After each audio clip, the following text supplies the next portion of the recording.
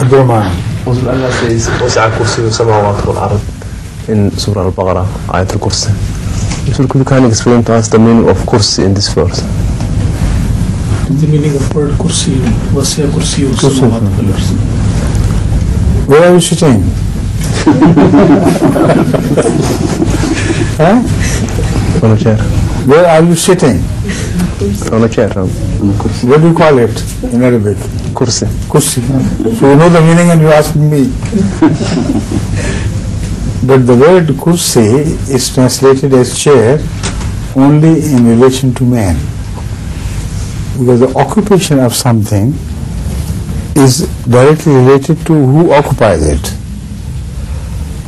The kursi is a sign of respect as well. It's not just a seat.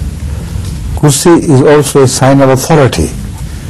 So all over the world, the word chair is meant to indicate authority. Chairperson, chairwoman, chairman, that sort of thing.